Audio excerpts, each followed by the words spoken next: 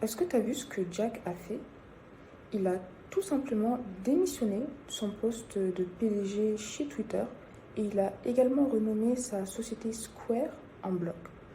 Il y a quelques semaines, il y avait Facebook qui s'était renommé Meta, Square Block, Facebook Meta. Je pense que les cryptos, le métaverse ont de très très beaux jours devant eux. Et cette semaine, on va pas parler du crash du Bitcoin, on l'a tous vu, on va faire mieux.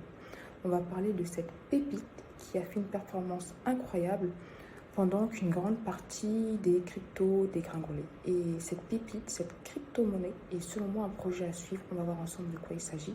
On va aussi voir un peu ce qui s'est passé du côté de Maillard parce que on va voir ensemble, hein, parce qu'actuellement c'est un peu l'incompréhension, mais bon. On va aussi parler de hack parce que c'est une réalité de la crypto. On va pas se mentir. Et si tu utilises Google, il est fort probable que tu sois concerné par ce hack. Donc on va voir ensemble ce qui s'est passé et puis je t'invite vraiment à prendre ces informations très très très au sérieux. Enfin, on va voir qu'il y a le CEO de Binance qui a révélé à ses investisseurs, donc à toi et moi, les critères qui font qu'une crypto puisse être listée sur sa plateforme et tu risques d'être surpris car ce n'est pas ce que tu crois. On va voir ça ensemble. Et je me posais une question, je me demandais, est-ce qu'on pourra bientôt payer en crypto comme le Bitcoin à Carrefour ou à Auchan ou à Leclerc? Je ne sais pas, mais on va voir quelque chose concernant le sujet. Enfin, on va parler bien sûr de Metaverse, NFT, et on va parler du rap game US, parce qu'il se passe des choses en lien avec les NFT. Bref, on va voir ça, tout ça ensemble. N'hésite pas à me faire tes retours en commentaire et aussi partager les news de la semaine qui t'ont marqué, même si j'en ai pas parlé dans cette vidéo. Allez, on se retrouve de l'autre côté. Donc, on commence avec Facebook qui décide à nouveau d'accepter les publicités liées aux crypto-monnaies. Avant, il était assez réticent, mais maintenant, il décide d'assouplir les règles. Donc, tu devrais voir de plus en plus de publicités liées aux crypto-monnaies sur ton feed Facebook. Et Facebook va aussi se faire plus d'argent sur les entreprises de crypto. Donc ça, c'est pour Facebook. Ensuite, je t'avais demandé si on pourrait bientôt payer en Bitcoin en allant chez Carrefour. Je ne sais pas, mais ce qui est intéressant, c'est qu'en Croatie, il y a le supermarché Consu, donc je pense que c'est un grand supermarché à l'instar de Carrefour en France, qui a commencé à accepter les paiements en Bitcoin. Donc on voit que ça commence vraiment à se démocratiser. Ce qui est bien dans cette news, c'est que ça concerne vraiment une entreprise mainstream, un supermarché. Donc voilà. N'hésite pas à me dire en commentaire si tu penses que Carrefour ou Auchan ou Leclerc pourraient faire le même mouvement de ce côté-là. Et on passe à la news suivante qui concerne Maillard. Donc j'avais fait une vidéo sur Maillard parce que le Maillardex s'est lancé, je crois, il y a quelques jours, la semaine dernière. De toute façon, tu pourrais retrouver la vidéo sur ma chaîne. Et actuellement, comme tu peux le voir, leur DEX est en maintenance. Ils ont aussi fait quelques mises à jour sur leur système de reward. Et si tu veux en savoir plus, je t'invite vraiment à suivre le compte Twitter de Benjamin Minkou, qui n'est rien d'autre que le fondateur de Maillard et Elrond, le cofondateur, je crois. Ouais, le fondeur et CEO. Donc, j'essaierai de faire une vidéo sur toutes les mises à jour de Maillard quand la plateforme remarchera. Mais voilà, affaire à suivre. Après, je me dis que c'est une start-up, c'est un projet crypto, c'est assez nouveau, donc c'est normal que de temps en temps, il y a des choses comme ça qui se passent. En tout cas, c'est quelque chose qu'on va suivre de très très près, donc n'hésite pas à t'abonner à la chaîne pour être notifié quand je ferai une vidéo mise à jour sur le sujet. Enfin, on va parler d'NFT, mais NFT dans une industrie assez différente, dans l'industrie du cinéma. Et là, encore une fois, c'est aux États-Unis. Mais ce qui est bien, c'est que les États-Unis ont souvent une longueur d'avance sur la France. Donc, en simplement sur ce qui se passe aux États-Unis, on peut se faire une idée sur ce qui risque de se passer en France dans quelques mois. Et les cinémas AMC et Sony ont décidé de sortir des NFT pour la sortie du film Spider-Man. Donc ça, c'est intéressant. Tu vois, c'est une autre utilisation que les cinémas pourraient faire, une autre opération marketing que les cinémas pourraient faire. Ça se passe déjà aux États-Unis. et ce sera fortement amené à venir en France. Donc, de toute façon, si tu vas voir les liens des articles, tu pourras t'inscrire au CryptoKit et je t'enverrai les liens. Après, je t'avais parlé d'une crypto-monnaie qui n'a pas craché malgré la chute du Bitcoin. Et cette crypto, c'est la crypto Terra, de la blockchain Terra. C'est un projet qui est assez intéressant à suivre. Cet article, il en parle assez bien. En plus, ce qui est bien avec la crypto Terra, c'est que elle a réussi à se faire une place dans le top 10. Donc, c'est vraiment un projet qui est à suivre. J'essaierai aussi de faire une vidéo sur le sujet.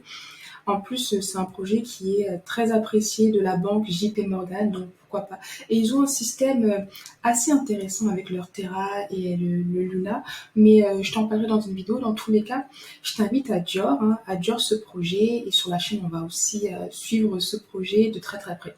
Mais c'est assez intéressant de voir que malgré la chute du Bitcoin, la Terra a finalement fait une belle performance et a réussi à s'imposer dans le top 10. Donc voilà.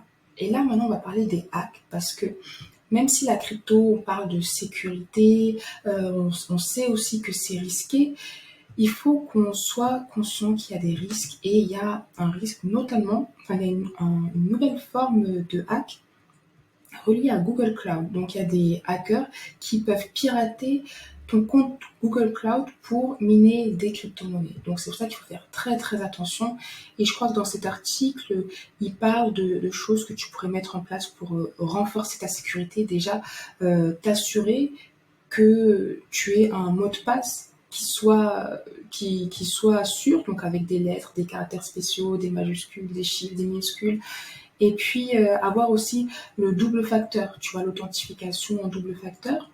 Et il y a aussi un programme WorkSafer qui est mis en place par Google, moi je ne savais pas, mais qui peut être bien à suivre pour sécuriser ton compte parce que les hackers sont partout et plus ton compte sera sécurisé, plus tu pourras te protéger contre ce type de hack. Donc si tu utilises Google Cloud, je t'invite fortement à vérifier que ton compte soit bien sécurisé. On va parler de d'autres hacks qui sont réalisés sur des plateformes crypto un peu plus grandes. Là, il y a l'exchange Bitmark qui a perdu 200 millions d'euros. Donc, c'est beaucoup, c'est beaucoup. Et dans cet article de Cryptost, il montre un peu comment le hacker a réussi à s'y prendre pour hacker la plateforme. Donc, ça montre que c'est risqué et les hacks sont présents partout, même dans la crypto-monnaie. Donc, je vais te partager ces articles pour te faire comprendre qu'il faut vraiment faire attention à tous les gestes que tu fais. Il y a une autre grande plateforme qui a aussi été hackée, c'est BadgerDAO. Et donc, je crois que, en fait, quand les personnes voulaient faire des transactions sur le site, le hacker a réussi à mettre son adresse ou quelque chose comme ça, et les fonds, finalement, sont allés sur l'adresse du hacker et non sur la plateforme en question. Et ce que je vais te montrer à travers cet article, c'est que les personnes qui se font hacker ne sont pas uniquement les particuliers, mais également les grandes entreprises. Parce que dans ce cas-là, il y a l'entreprise Celsius, donc une entreprise crypto, qui a perdu près de 50 millions de dollars. Si j'ai dit euros avant, je suis désolée, c'est dollars dans ce hack. Donc voilà, il faut vraiment faire très très attention. La crypto, c'est risqué, il faut être vigilant, il ne faut pas donner son adresse à n'importe qui, il ne faut pas aller sur n'importe quel site. Et on peut voir aussi que même les sites entre guillemets sécurisés peuvent se faire hacker. Donc, fais très très très attention et je t'invite vraiment à lire ces articles pour en savoir plus. Et là, on va maintenant parler de Binance. Donc, le fondateur de Binance a fait un interview dans Forbes et il a partagé avec nous les critères qui font qu'une crypto peut être référencée sur la plateforme. Et je pense que le critère essentiel n'est pas ce que tu crois. On aurait pu penser qu'il se base sur le sérieux du projet, la vision long terme, mais pas du tout. Le critère principal, qui fera qu'une crypto sera listée sur Binance ou pas, c'est le nombre d'utilisateurs et la communauté qu'il y a derrière. D'ailleurs, c'est pour ça que Binance peut lister des meme coins. Lui, il le dit lui-même qu'il ne comprend pas forcément l'engouement derrière les meme coins, mais s'il voit qu'il y a une crypto qui a une forte communauté, c'est le plus important. Donc après, il y a d'autres facteurs qui rentrent en compte, comme le nombre d'adresses actives sur la blockchain et après la communauté sur les réseaux sociaux. Bien sûr, on est d'accord, il faut que le projet soit sérieux parce que Binance ne partagera jamais de projets qui sont des scams ou qui pourraient heurter les utilisateurs. Mais voilà, c'est intéressant de savoir que le marketing derrière une crypto et la communauté qu'il y a derrière est un critère essentiel pour qu'une crypto soit listée sur Binance. Après, je t'invite à lire l'interview complète sur Forbes si tu veux en savoir plus. Mais là, on va passer au métaverse avec l'entreprise Adidas. Je t'en avais parlé, l'entreprise Adidas est vraiment bullish sur le métaverse. Et là, ils ont récemment fait une collaboration avec Bored Ape Yacht Club. Donc c'est une collection de NFT très très prisée et assez chère. Donc ils en ont acheté un et ils annoncent clairement leur volonté de rentrer dans le métaverse. D'ailleurs là ils disent que comment est-ce qu'ils voient le métaverse. En fait c'est un endroit où n'importe qui peut exprimer ses idées originales et être la version la plus authentique d'eux-mêmes, peu importe la forme que cela doit prendre. Et ils disent que voilà, c'est tout le monde peut participer à cet univers et créer. C'est un monde aux possibilités illimitées. Et c'est pour ça que le métaverse, ça m'inspire beaucoup. Donc, on va voir ce qu'Adidas va faire. On va aussi suivre de très très près leur évolution dans le métaverse. Et on avait aussi vu que Nike s'est aussi investi dans le métaverse. Donc, il va se passer beaucoup de choses dans les prochaines semaines, prochains mois.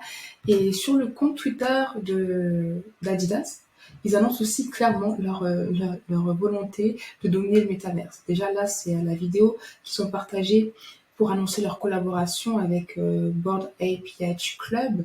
Et là, même sur leur profil, tu vois qu'ils disent qu'ils sont into the metaverse. Et là, leur adresse, c'est adidas.com/metaverse.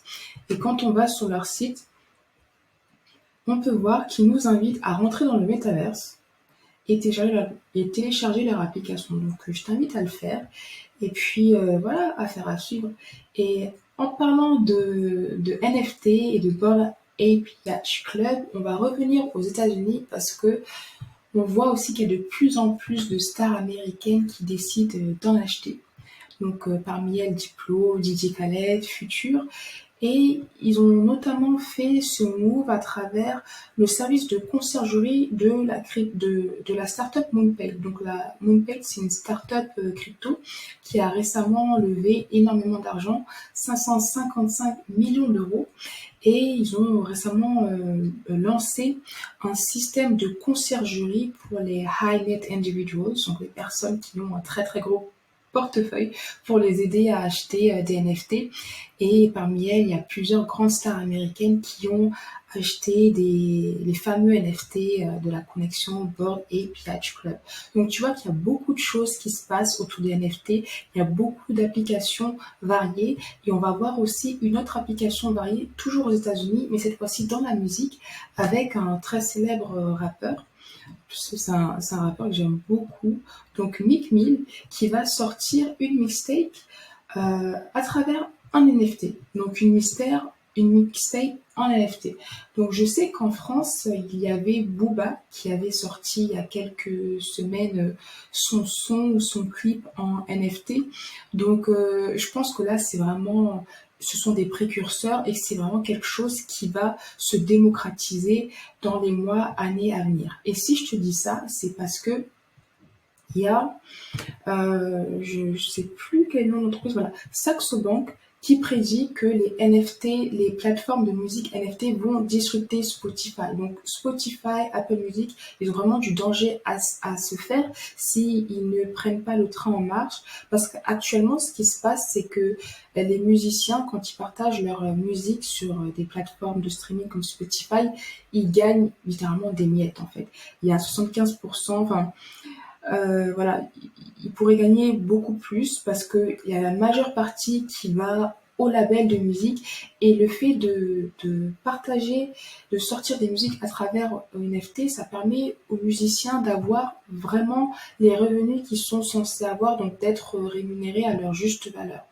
Donc c'est pour ça que les NFT dans le monde de la musique seront amenés à se démocratiser et je pense que c'est quelque chose qui est extrêmement merveilleux parce que ça va vraiment permettre aux artistes d'avoir la rémunération qu'ils sont censés avoir. Ils vont pouvoir vendre directement leur musique aux consommateurs finaux sans passer par des plateformes ou des labels qui littéralement leur prennent la majeure partie de leurs revenus. Et en parlant de plateforme NFT musique, il y a la plateforme Audius. Je t'en avais un peu parlé dans la news précédente, mais voilà, je pense que Audius est une plateforme à suivre dans la musique. On va voir ce qu'elle va faire. Dans tous les cas, abonne-toi à la chaîne, j'essaierai de faire une vidéo sur le sujet. Et je vais terminer en parlant d'NFT. Donc, il y a une plateforme importante, blockchain.com, qui va suivre les traces de Coinbase et FTX et ouvrir sa marketplace de NFT. Aujourd'hui, la marketplace NFT la plus connue, c'est OpenSea, il y a aussi Rarible, mais tu vois que l'engouement autour des NFT est tellement grand que tout le monde veut avoir sa part du gâteau. Je pense que tout est encore jouable. Toute entreprise qui se crée maintenant peut devenir une référence. Et là, on est en train d'assister à l'écriture de l'histoire de cette nouvelle révolution technologique sous nos yeux. Donc, on va voir ce que blockchain.com va faire. On va voir aussi ce que Coinbase va faire en termes de plateforme de marketplace NFT. Et puis voilà, affaire à suivre. En tout cas, merci beaucoup d'avoir regardé toutes ces news avec moi. N'hésite pas à me dire les news qui t'ont marqué cette semaine et ce que tu penses des news qu'on va voir ensemble. Et avant de terminer, j'ai un dernier truc à te dire, donc reste bien. Je vais te dire un dernier truc dans les 3 dernières minutes restantes. Salut à toi.